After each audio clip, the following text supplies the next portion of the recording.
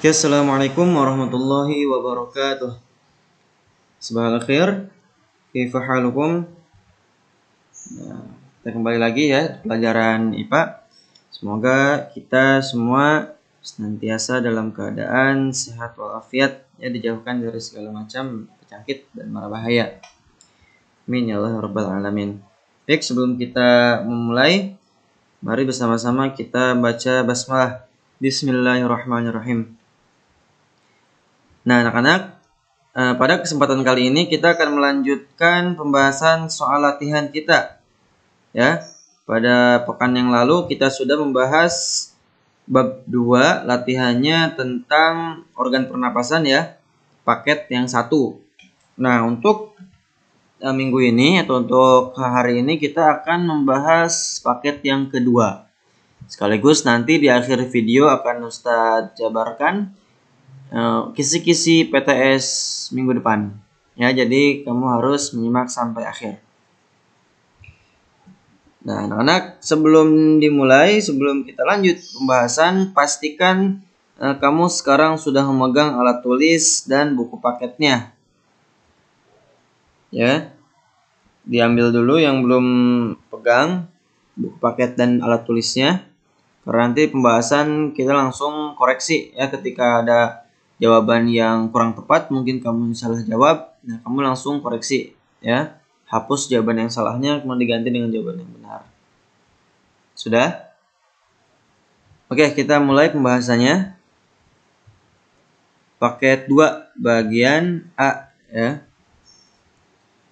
Bagian alat pernapasan yang tepat untuk menggantikan huruf X dan Y adalah, yaitu di soal bisa dilihat ada perhatikan proses pernapasan berikut. Udara masuk melalui hidung, kemudian ke trakea, kemudian ke X, setelah itu ke Y, dan terakhir ke alveolus. Nah, X dan Y itu apa? Bagian apa yang ditunjukkan oleh X dan Y?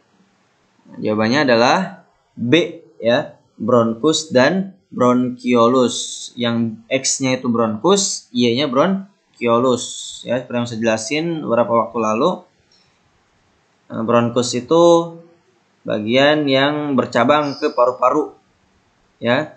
Jadi ada bagian yang bercabang ke paru-paru kiri dan kanan, itu disebut dengan bronkus. Adapun bronkiolus itu percabangan antara bronkus. Nah, bronkus dari percabangannya masuk ke paru-paru, nah di situ bercabang lagi banyak. Nah, modelnya seperti pohon yang saya jelasin dulu. Oke, kita lanjut. Pasangan yang tepat antara bagian pernapasan dan proses terjadinya adalah, nah kita cek ya. Di sini jawabannya B. A2. A itu diafragma, pasangannya 2, melengkung ke atas saat udara keluar. Betul ya.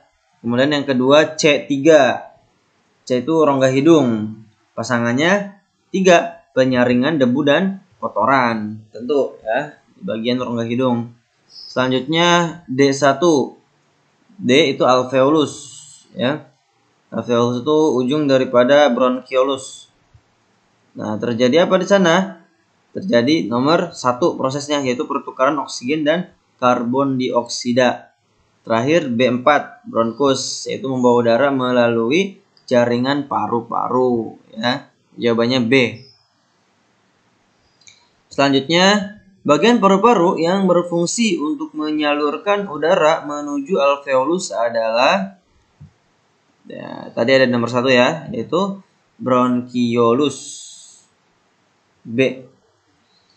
4. Proses yang tidak terjadi saat udara masuk ke dalam paru-paru adalah, ya, A. Rongga dada mengembang. Ketika kamu nafas, ketika kamu mengambil udara, mengambil oksigen, menghirup oksigen, rongga dada kira-kira mengembang nggak?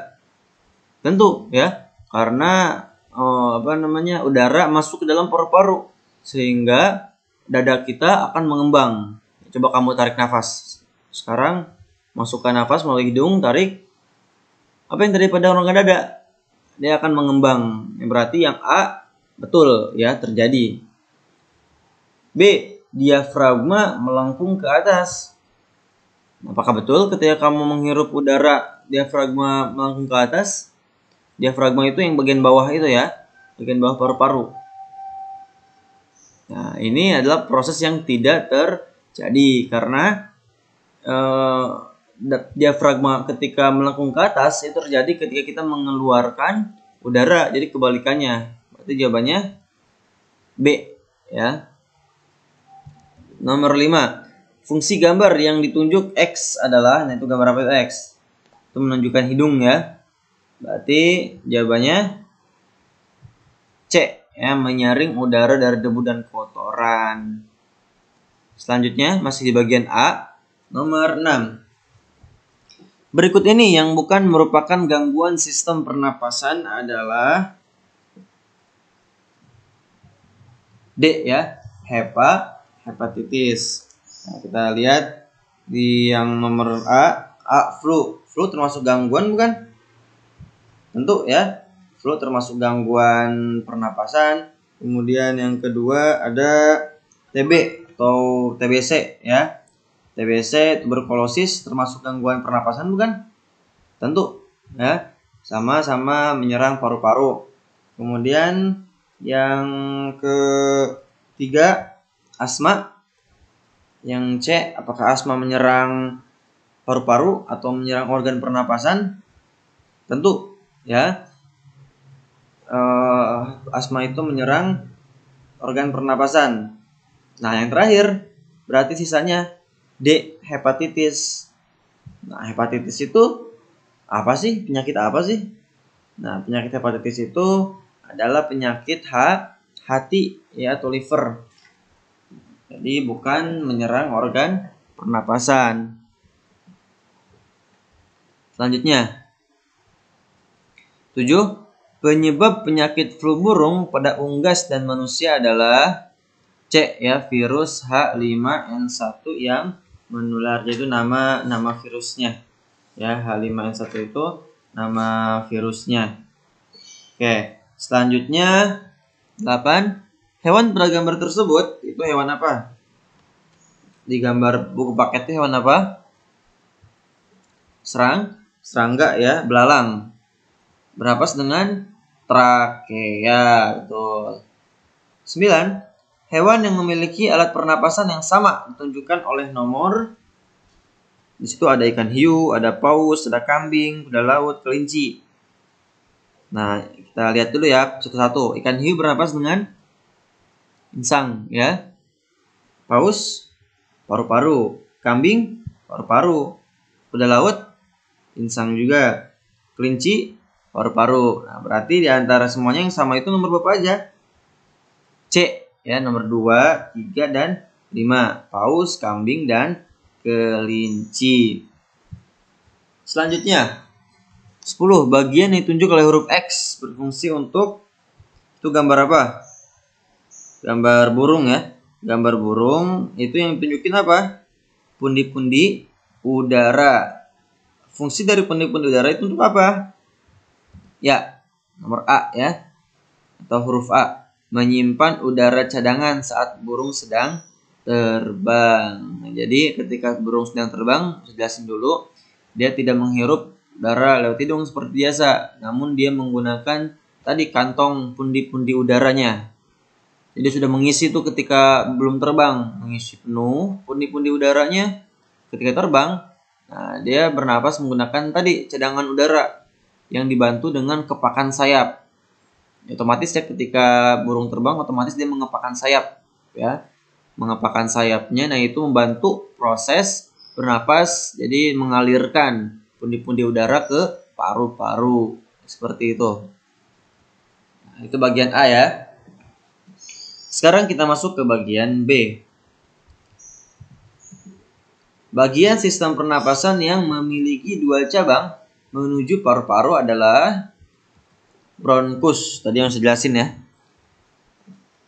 Selanjutnya batuk berdarah adalah ciri-ciri seseorang yang terkena penyakit TBC ya, tuberkulosis. Nah, ini salah satu gejalanya yaitu batuk berdarah ya. Gejala yang lainnya seperti nyeri dada, kemudian kerusakan paru-paru, berkeringat pada malam hari, mudah lelah, demam, berat badan turun, dan tidak nafsu makan. Oke. Selanjutnya nomor 3, gambar tersebut adalah cara mencegah penularan penyakit melalui, itu gambar apa? Gambar seseorang menggunakan masker ya. Bahkan sekarang kita tiap keluar rumah pasti yang menemukan semua orang, ya hampir semua orang itu memakai masker. Malah sekarang kita jarang sekali menemui ketika keluar rumah, baik ketika misalnya keluar jauh itu dari Jakarta terutama ya, itu ada yang tidak menggunakan masker. Itu jarang sekali untuk saat ini. Ya, hampir semua orang yang kita temui di luar rumah itu menggunakan masker. Itu untuk mencegah penularan penyakit melalui apa? Melalui hidung. Apalagi yang sekarang zaman pandemi virus corona, penularannya lewat hidung. Itu diharapkan kamu ketika keluar rumah itu pakai masker. Ya. Selanjutnya, katak dewasa bernapas dengan kulit dan paru-paru. Ya. Ketika dia masih beruduk atau masih kecebong, dia bernapas dengan apa? Dengan insang, ya. Modelnya seperti ikan. Ketika dia sudah mulai muda dan dewasa, pernapasannya berganti menjadi kulit dan paru-paru. Makanya kulit katak itu kan dia selalu lembab. Ya. Selanjutnya, tujuan paus muncul ke permukaan adalah untuk apa tuh? Menghirup oksigen, ya. Ketika dia muncul ke permukaan, sama kayak lumba-lumba juga, dia menghirup oksigen sebanyak-banyaknya. Memang dua hewan ini, walaupun hidup di air, tapi dia bernapas menggunakan paru-paru, ya.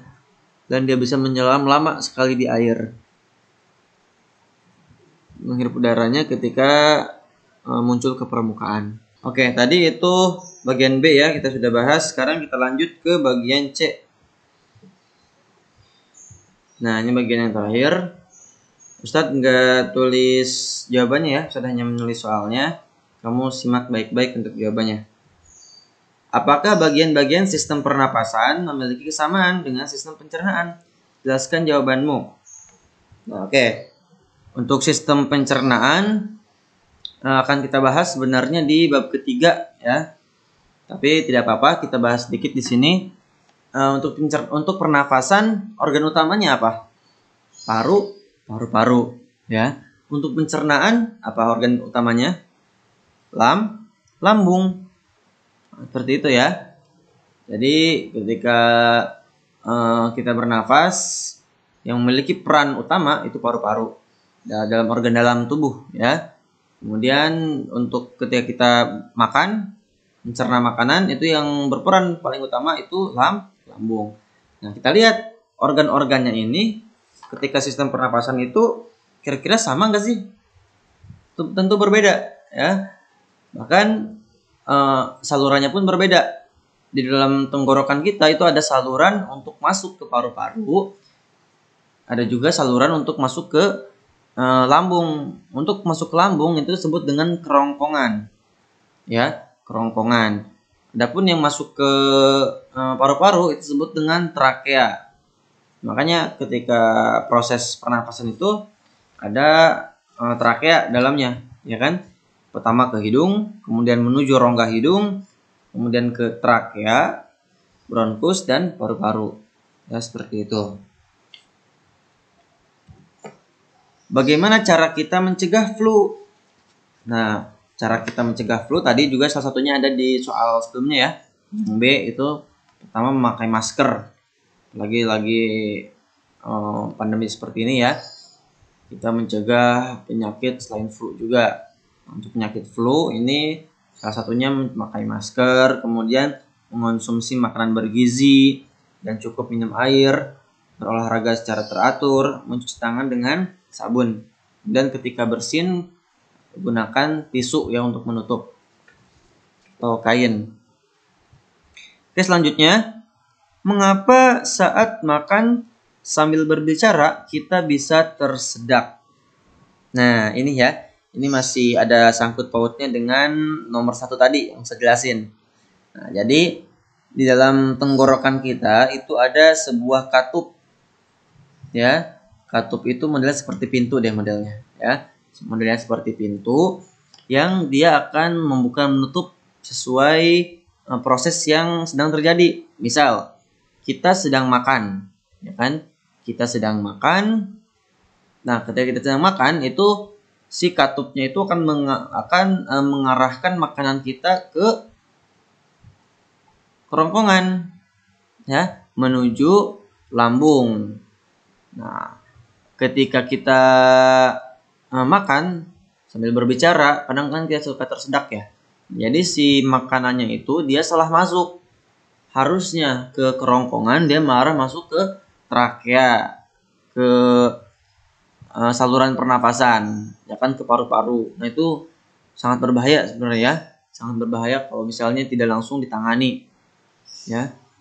Salah satu pertolongan pertama itu bisa dengan menepuk punggung ke arah atas. Jadi punggung tepuk supaya ke atas, ya.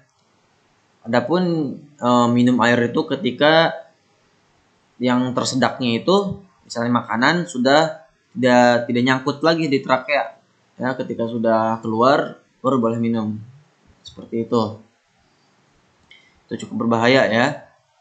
Nah, ketika makan kamu harus hati-hati ya, biasanya kan yang tersedak itu ketika makan sambil ketawa-ketawa, ya kan. Nah, itu di tenggorokan tuh proses katupnya dia nggak normal, ya. Selanjutnya, jelaskan proses saat kita menghembuskan udara. Nah, prosesnya saat kita menghembus udara, pertama, rongga dada mengecil. Karena memang sudah tidak ada udara, ya. Kebalikannya, rongga dada membesar ketika kita menghirup oksigen. Kemudian paru-paru mengempis. Mengecil ya, sama mengecil juga. Dan udara keluar melalui sistem saluran pernafasan. Ya. Jadi prosesnya pun tadi ada di soal PG juga, diafragma yang bawah paru-paru itu dia melengkung ke atas atau relaksasi. Kemudian otot-otot antar tulang berrelaksasi. Selanjutnya rongga dada mengempis. Itu ya proses daripada kita saat menghembus udara. Terakhir, jelaskan proses pernapasan pada ikan. Nah, untuk proses pernapasan pada ikan, pertama, yang terakhir, proses pernapasan pada ikan. Nah, yang pertama, pernapasan insang itu dia menggunakan apa? Menggunakan insang, ya. Ikan itu menggunakan insang.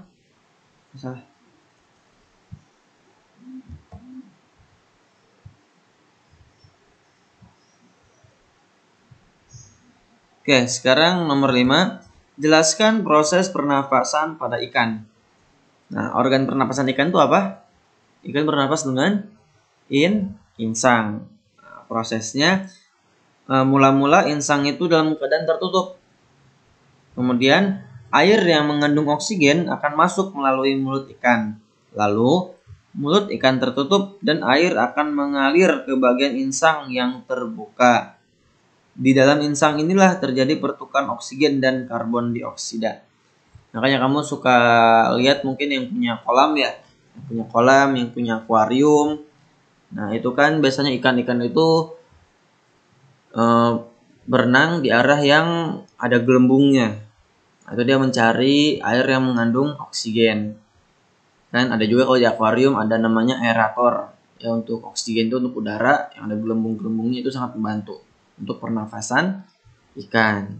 Seperti itu ya. Sekian pembahasan kita untuk kali ini. Kisi-kisi untuk PTS minggu depan, kamu cukup pelajari latihan-latihan soal bab 1 dan bab 2, paket 1 dan paket 2, ya. Bab 1 kamu pelajari tuh latihannya, cukup A dan B-nya saja. Bagian PG dan bagian isiannya saja kamu pelajari, ya. Yang esai gak usah. Jadi kamu pelajari A dan B, paket 1 dan paket 2, ya. latihan-latihannya yang sudah dibahas dulu waktu tatap muka ya. Kemudian bab keduanya yang minggu lalu saya jelasin dan minggu sekarang juga saya jelasin. Ya bagian A dan B saja. Itu kisi-kisi untuk PTS ya. Pasti Ustadz ngambil soal dari situ. Ada latihan-latihan itu. Jadi kamu makanya Ustadz suruh koreksi karena untuk latihan nanti ya untuk PTS. Baik, kita cukupkan dengan baca hamdalah. Alhamdulillahirabbil alamin. Semoga bermanfaat. Syukran. Assalamualaikum warahmatullahi wabarakatuh.